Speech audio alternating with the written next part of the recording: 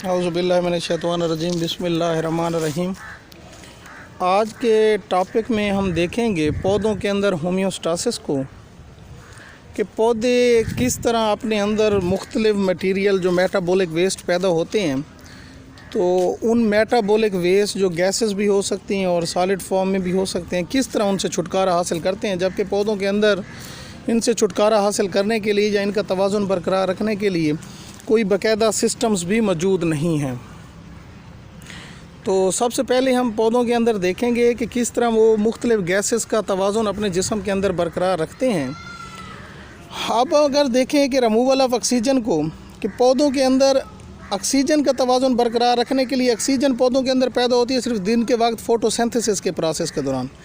अब जो इजाफ़ी वो ऑक्सीजन पैदा करते हैं उनमें से कुछ मिकदार थोड़ी सी रेस्पिरेशन में इस्तेमाल होती है, बाकी जो इजाफ़ी है उनको स्टोमेटा या लेंटिसेल के ज़रिए पौधे बाहर खारिज कर देते हैं। अब सवाल ये पैदा होता है कि सारी की सारी वो ऑक्सीजन इस्तेमाल क्यों नहीं होती रेस्पिरेशन में। पौधों में इतने ज़्यादा एक्टिविटीज़ नहीं होती, पौधों ने थोड़े बहुत अपने अफ़ाल करने के लिए थोड़ी सी मिकदार में उनको ऑक्सीजन की इसलिए ज़रूरत होती है कि रेस्पिरेशन उन्होंने थोड़ी करनी है, थोड़ी एनर्जी प्रोड्यूस करनी है और उनके अंदर एक्टिविटीज़ भी इंतहाई कम है। तो इसलिए जो इजाफ़ी ऑक्सीजन होगी दिन के वक्त वो ऑक्सीजन अपने स्टोमेटा और लेंटिसेल के ज़रिए वो खारिज करते रहेंगे।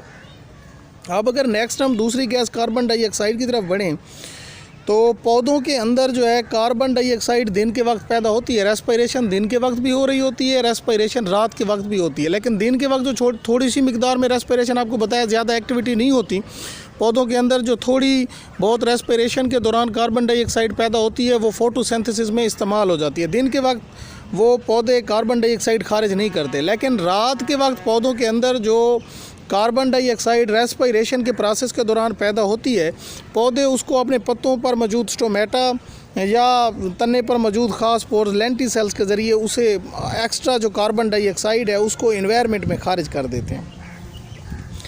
अब नेट जो है आप ये बता सकते हैं कि दिन के वक्त पौधे ऑक्सीजन खारिज करते हैं जो उनके अंदर इजाफ़ी पैदा होती है, और रात के वक्त पौधे कार्बन डाइऑक्साइड खारिज करते हैं, क्योंकि रात के वक्त फ़ोटोसिंथेसिस का प्रोसेस नहीं हो रहा होता, इसलिए कार्बन डाइऑक्साइड जो इजाफ़ी रेस्पिरेशन में इस्तेमाल होगी वो उसको खारिज कर देंगे।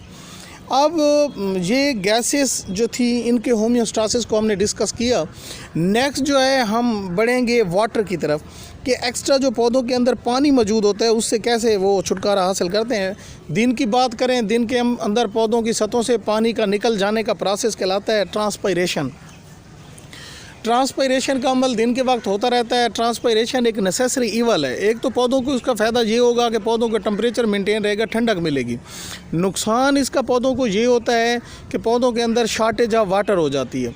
और एक और फ़ायदा ये होता है कि जैसे पानी ऊपर चढ़ता है पौधों को मुख्तलिफ़ तरह के न्यूट्रिएंट और मिनरल भी अवेलेबल रहते हैं, पौधों को मिलते रहते हैं। ये अब आपको डायग्राम में स्टोमेटा दिखाए गए हैं, ये दिन के वक्त खुले हुए होते हैं, तो पौधे इन स्टोमेटा के ज़रिए पानी के बुखारात को खारिज करते रहते हैं। लेकिन रात के वक्त की बात करें तो रात के वक्त स्टोमेटा बंद होते हैं। गैसेस तो इनसे गुजर सकती हैं, इनके पोर जितने भी बंद हों, लेकिन पानी के मालिक्यूल का साइज़ बड़ा होता है, तो वो स्टोमेटा से रात के वक्त खारिज नहीं हो सकता एक्स्ट्रा पानी। अब एक्स्ट्रा पानी पौधा ऐसी ज़मीन के अंदर मौजूद है जहाँ पानी की अवेलेबिलिटी ज़्यादा है, तो वो जड़ों से पानी उसकी रूट्स के अंदर दाखिल होगा, रूट से वो जाइलम में, और जाइलम से फिर वो मीज़ोफिल सेल में पहुंचेगा।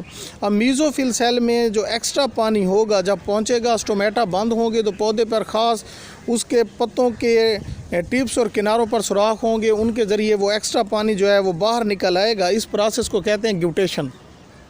अब ग्यूटेशन के प्रोसेस के ज़रिए एक्स्ट्रा पानी पौधे के पत्तों से बाहर पौधे रात के वक्त निकालते हैं। अब इस प्रोसेस को मिक्स नहीं करना ड्यू ड्रॉप से।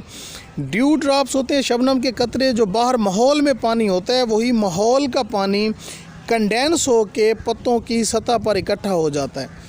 ग्यूटेशन होती है पौधे के अंदर वाला पानी पत्ते के किनारों और टिप से बाहर निकल आता है। अब ये दोनों ग्यूटेशन आपको सामने डायग्राम में दिखाई गई है, पत्ते के देखो साइडों पर निकला हुआ है, ये ड्यू ड्रॉप्स हैं, आपके सामने डायग्राम मौजूद है। देखें, ये बाहर के माहौल का पानी कंडेंस होकर पत्ते की सतह पर इकट्ठा हुआ है।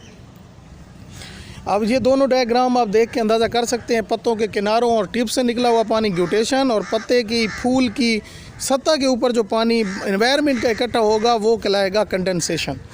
अब हमने रिमूवल ऑफ गैसेज यानी कार्बन डाइऑक्साइड, ऑक्सीजन भी देखा, वाटर भी देखा। अब है मेटाबोलाइट्स, पौधों में जो नकारा मादे पैदा होते हैं मेटाबॉलिज्म के दौरान, नकारा मादे जो मेटाबॉलिज्म के दौरान पैदा होते हैं जो नुकसानदेह नहीं हैं और इनसॉल्युबल हैं, उन मटेरियल को पौधे अपने जिस्म में, तने के अंदर, अपने पत्ते के अंदर, अपने फ्रूट्स के अंदर, अपने सीड्स के अंदर उन मटेरियल को स्टोर कर लेते हैं। उनकी एग्जांपल कैल्शियम ऑक्सीलेट है टोमेटो के अंदर, ये उनके स्टेम, रूट्स और फ्रूट्स के अंदर कैल्शियम ऑक्सीलेट क्रिस्टल फॉर्म में वो अपने अंदर स्टोर कर लेते हैं। तो इसलिए इससे स्टोन भी बनती हैं, तो कैल्शियम ऑक्सीलेट की वजह से तो फिर ये बैन भी कर दी जाती है पत्थरी की सूरत हाल में, अगर ये कैल्शियम ऑक्सीलेट की वजह से हो रही हो, स्टोन बन रहा हो तो। अब ये भी एक रिमूवल का तरीक़ाकार है, यानी उनके अंदर जो मेटाबॉलिक वेस्ट पैदा हो रहे हैं उनको अपने जिस्म के अंदर स्टोर रख लें। अब नेक्स्ट हम बढ़ेंगे इनके इनसॉल्युबल जो और हार्मलेस जो मटेरियल हैं उनको स्टोर करने के अलावा जो रीजन्स है, ये कोनिफर प्लांट के अंदर जो है ये रीजन्स की फॉर्म में मुख्तलिफ मेटाबॉलिक वेस्ट जो है वो रीजन की सूरत में खारिज होते हैं कोनिफर प्लांट के अंदर।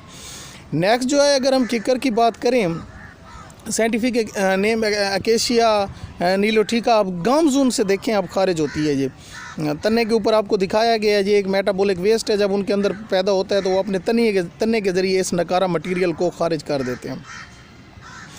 अब हम अगर बात करें रबर प्लांट की, तो ये लैटेक्स को रबर प्लांट जो है अपने तने पर देखें बकेट्स वगैरह लगा कर इनको इकट्ठा भी किया जाता है, क्योंकि रबर पैदा करने के लिए इनको फिर फैक्ट्रीज़ वगैरह के अंदर मॉडिफाई किया जाता है, इस्तेमाल किया जाता है। रबर प्लांट जो है वो लैटेक्स जो है अपने जिस्म से मेटाबॉलिक वेस्ट के तौर पर खारिज करते रहते हैं।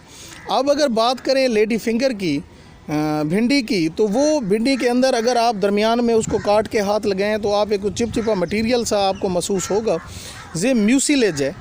तो ये म्यूसिलेज फॉर्म में लेडी फिंगर अपने नकारा मटेरियल खारिज करती हैं। अगर कॉर्निवोर प्लांट की बात करें तो ये म्यूसिलेज देखें ड्राप की सूरत में आपको नज़र आ रहा है, ये खारिज करते हैं और इस म्यूसिलेज को वो इस्तेमाल करते हैं मुख्तलिफ़ किस्म के इंसेक्ट्स को पकड़ने के लिए, क्योंकि ये पौधे उन ज़मीनों में उगते हैं जहाँ नाइट्रोजन की कमी होती है, तो ये नाइट्रोजन की कमी इन इंसेक्ट को ट्रैप करके पूरी करते हैं।